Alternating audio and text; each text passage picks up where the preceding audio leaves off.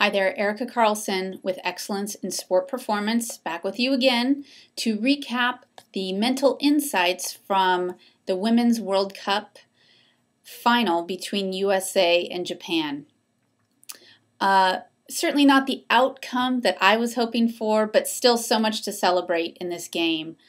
So many great things that happen and a lot of lessons, mental insights and lessons for you to take from that game back into your game and improve your own mental performance. So that's of course what we're going to do.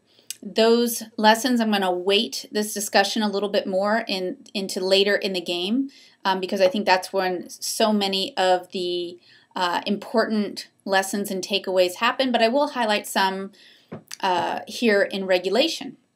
So let's jump in, looking at USA versus the sentimental favorites of Japan. The obvious theme of the game was, for the US, was missed opportunities. They did not lack for opportunities. They lacked the ability to finish those opportunities. And there was so much good play in between, so much great soccer, beautiful soccer, in between all those missed opportunities. But what are some of those reasons for a lot of missed opportunities? What's happening? One reason, and there's a lot of factors that go into this, but you just have to chalk some things up to bad luck. There's some bad luck. I think there were a total of 4 different shots on goal that bounced off either the crossbar or the sidebars there. And, you know, at the end of the day, some of those are just plain bad luck, where, you know, we're talking not even quite inches we're talking centimeters that those balls could have been off and could have been scored as goals. Something that we talked about in one of our earlier mental insight sessions was about goal vision. And back to this idea of small targets create small misses. And in soccer, the goal is a pretty big target. I mean, it's a big open space that you have to shoot on. And I think players sometimes are not specific enough about where they want to place the ball. So, you know, a common target is the far post.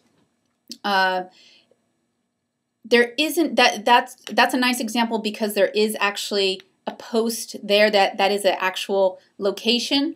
But I want you to think about creating even just visual targets. So if you are aiming for the back of the net, just creating that visual cue as if there's actually a target there that you're shooting for. And that can happen with practice. That can start to happen in split seconds. For more advanced players who really have developed their field vision, they can even imagine that, do it from imagery, not even have to look at the goal, but they know where the goal is and they know where they're shooting for, and through enough practice, they can learn to just know where the goal is and where they want to put the ball with a quick visual cue to make that work. So again, working with the ideas of small targets, create small misses in a big goal, that is one way to ensure that more of those goals are going in.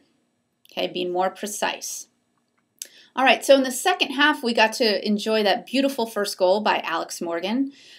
Just a beautiful, powerful shot. Alex has been just so fun to watch with her speed and her ability, and just she seems to just ooze confidence when she's making those runs with the ball. So she's just fun to watch. Again, she had a beautiful assist with Megan Rapinoe, who's been just serving up beautiful balls throughout the tournament. And one of the mental notes I really wanted to mention was in regards to Alex Morgan and really the team, the U.S. team as a whole, is following her goal, which was super exciting and probably I would imagine one of the biggest moments in her entire life. She did a fantastic job with just getting back to work. And for example, if you had just turned on the television immediately following that goal, you may not have been able to tell that a goal was just scored if you didn't have the commentary on, because the team and Alex herself did such a great job of just letting go of what just happened and immediately just getting back to work. They didn't bring the chaos and the excitement with them, which if you have played some soccer, you know is a very common time where teams become weak and other teams are able to score right back because of they're not able to let go of the excitement, which is ultimately a distraction with the goal. So excellent job getting right back to work. In extra time, we've got Alex Morgan in the mix again, doing great work. She just, again, uses her power and her dominance and her confidence to beat. She beats 2 Japanese players, just flat out beats them. Not even in a good position and not even in a great angle. And just gets a beautiful ball off to Abby, who does what Abby does best and puts it in the goal with her head, of course. And as a side note, in case you missed it, that also put Abby into the lead as the #1 goal scorer for the U.S. In World Cup history. So she now has 13 goals in the World Cup. She just took over Michelle Akers' spot, and those were very big shoes to fill. So congratulations to Abby on that. Getting into the second 15 of extra time, we're starting to see some defensive breakdowns on the U.S. side. And I, as a mental training consultant, it's starting to go through my head is, what are they thinking about? Are they thinking about losing? Are they starting to worry? Are they getting, is that type of thinking starts to get the body tense, and you're starting to see them lose the fluidity of their play a bit. And I could imagine that they might be starting to feel desperate at that point. And when that starts to happen, play and performance is going to start to drop, because those conditions really will work against you on the inside and with your ability to connect with the other players. All right, late in extra time, Sawa just gets an unbelievable foot on the ball, and she ties it up. Again, a mental note here, if you go back and watch that play, what allows that to happen is Sawa beats the U.S. player to the ball. She's first to the ball. How many times have you heard your coach say, first to the ball, get there first, okay?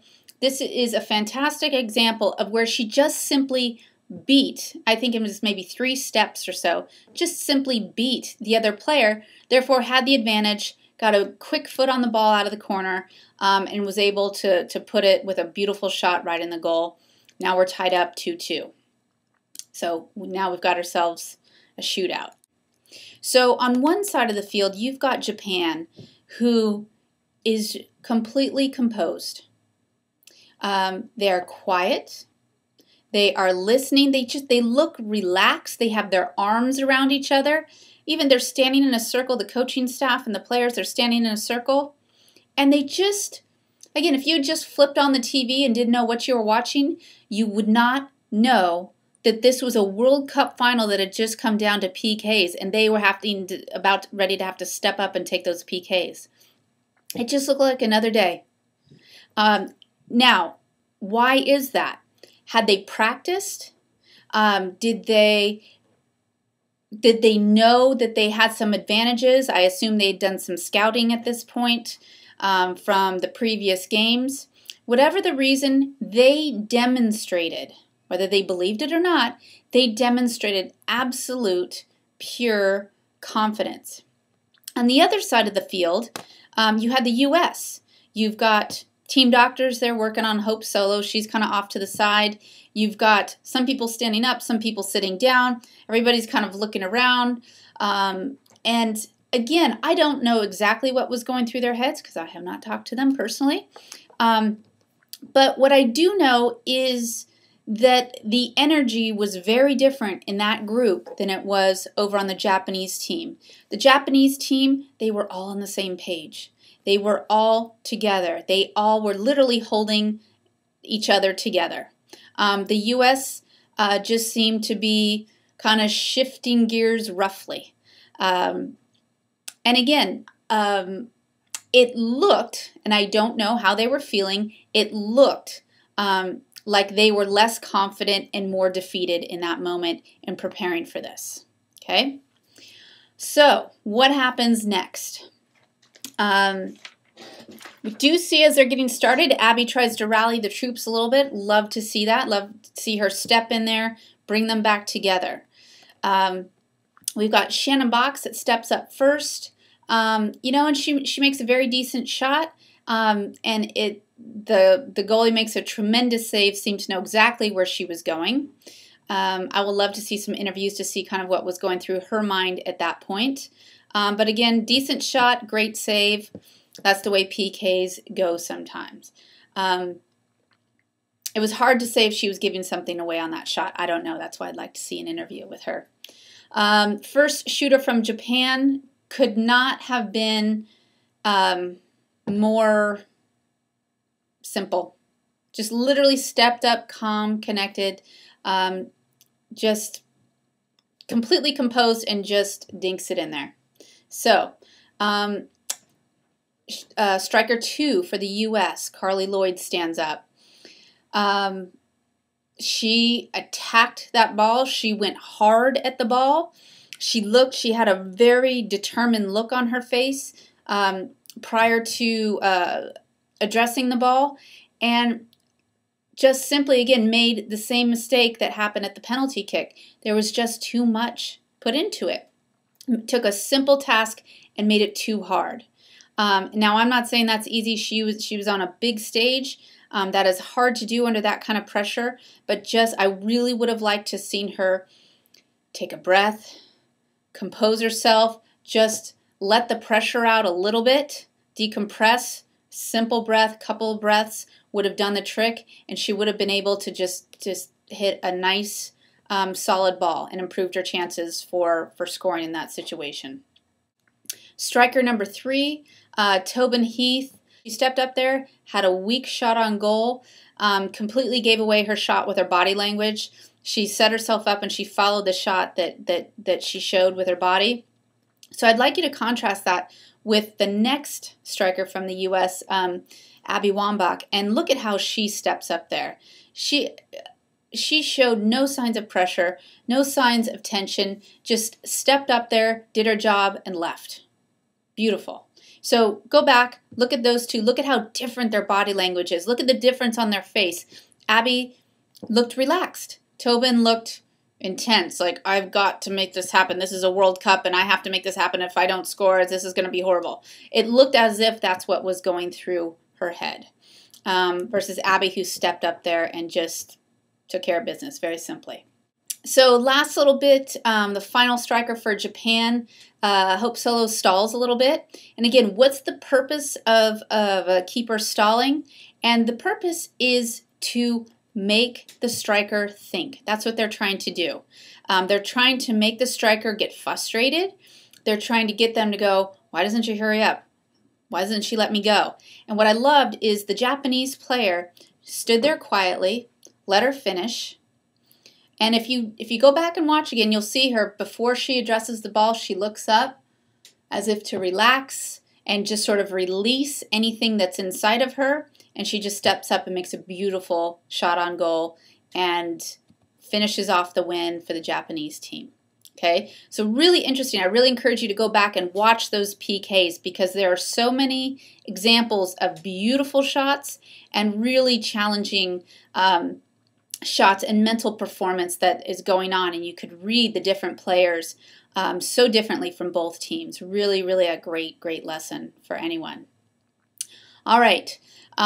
Well, it's hard to be sad that Japan won the World Cup. They were the sentimental favorites. They came through this whole tournament with just class and character, thanking the world for everything that they've done. And it's great to see them get to enjoy this huge win for that team and for that country. U.S., I want to see you back there again with a different outcome next time. You girls rocked this whole tournament. You've brought soccer back to the forefront, women's soccer back to the forefront of all of our lives. And we thank you for that and all these beautiful lessons you've taught us throughout the World Cup, and we look forward to doing this again another time. Thanks for watching, and we'll be back with you another time to talk about the mental insights.